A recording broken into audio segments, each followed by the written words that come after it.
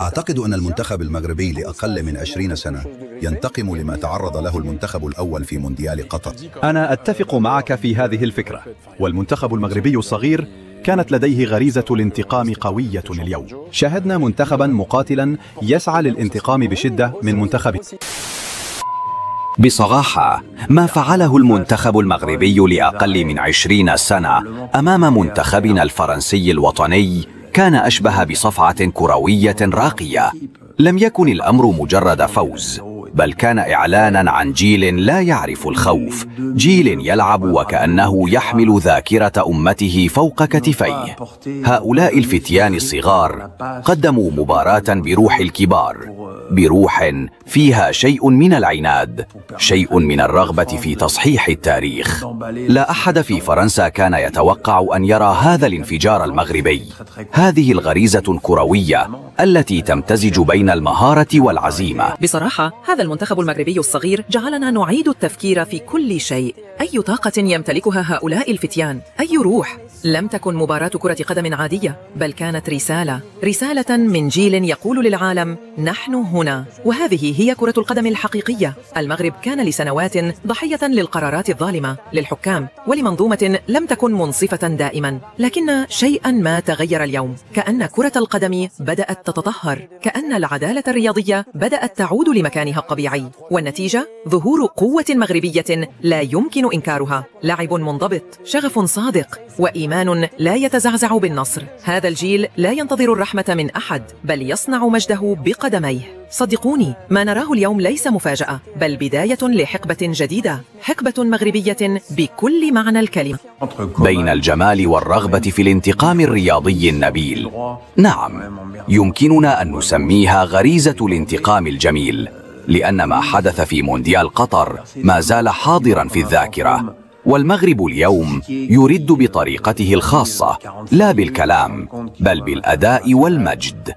لقد جعلونا نحترمهم أكثر، وصدقا إذا استمر هذا الجيل بهذا الوعي وهذا الشغف، فالمستقبل سيكون أحمر وأخضر في سماء الكرة العالمية. يا للهول، هذا المنتخب المغربي لأقل من 20 سنة ليس مجرد فريق، إنه قوة طبيعية.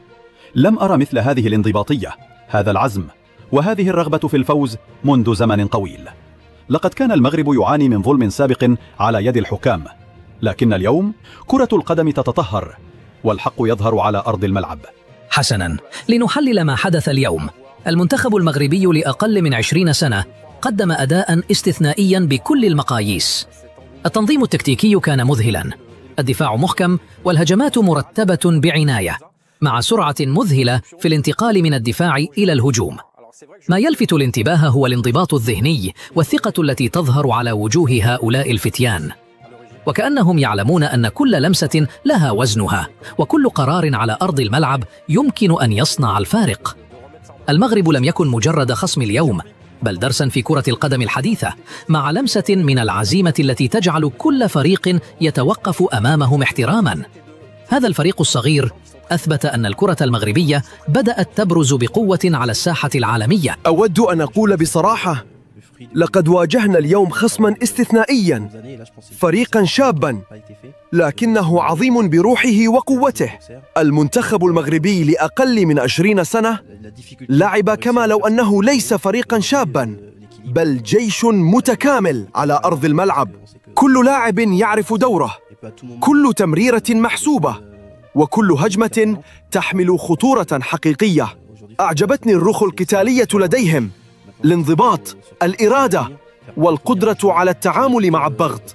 بصراحة هذا الجيل المغربي يظهر أن كرة القدم المغربية بدأت تصنع نفسها بقوة وبأسلوب رائع، وأن المستقبل سيكون مشرقا لهم بلا شك. نحن كمدربين يجب أن نتعلم من هذا الأداء ونقدر كل جهد، لأن اليوم شاهدنا درسا في العزيمة والمهارة والشغف الحقيقي للعبة.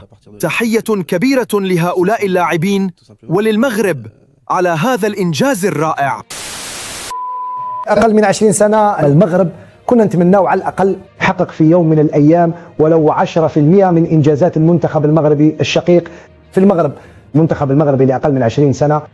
والله أنا شاهدت المباراة أمس صراحة، يعني قلبك يوجعك. تعرف بأنه هذا المنتخب المغربي الشقيق والعزيز على قلوبنا يستحق كل التقدير والاحترام، لأنه استطاع التفوق بهذه النتيجة الساحقة. أعطوا له كل الإمكانيات بشهادة المدرب نفسه. شفنا مباراة أمس اللي كان الفوز فيها، أعطينا صور هذه المواجهة للمنتخب المغربي الحبيب. اليوم تأكدنا أن المنتخب المغربي أقوى منتخب في القارة الإفريقية، لأنه هذا المنتخب قلنا بشهادة الطاقم الفني والاتحادية منتخب عظيم، ونحسد المغرب الشقيق عليه، سواء منتخب أقل من 17 سنة أو منتخب أقل من 20 سنة. من أين نأتي لمنتخب عظيم كهذا؟ المسؤولية يتحملها السيد رئيس الاتحادية الجزائرية الذي كان يقول اتركونا نعمل وبعدها حاسبونا. اليوم هذا المنتخب رانا نشوفه في هذه الصور منتخب يستحق كل التقدير والاحترام، ويجب أن نأخذ العبرة منه وجها لوجه.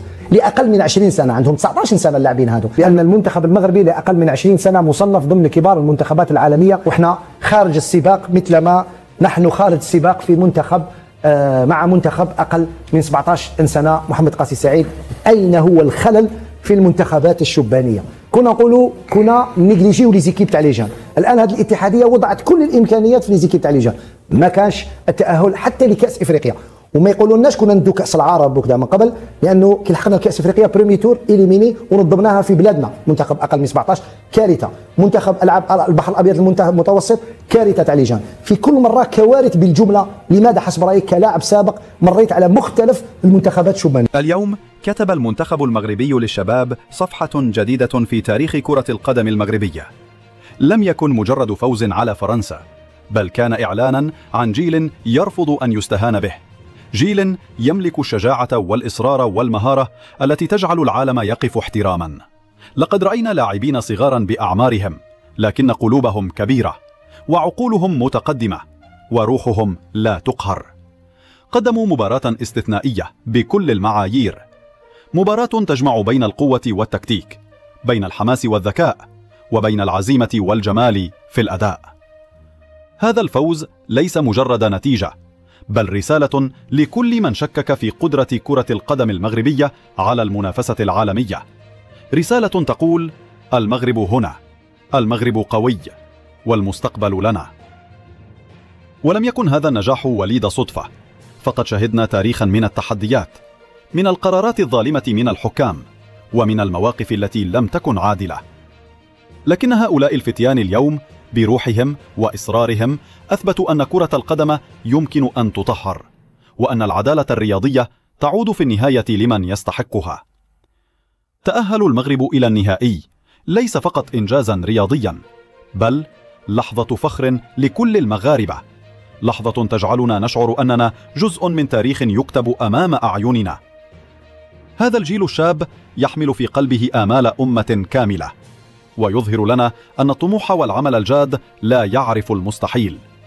اليوم ونحن نحتفل بهذا الانتصار، نعلم أن المغرب أظهر للعالم بأسره أن المستقبل مشرق، وأن كرة القدم المغربية بكل شبابها وحماسها قادرة على صنع المعجزات.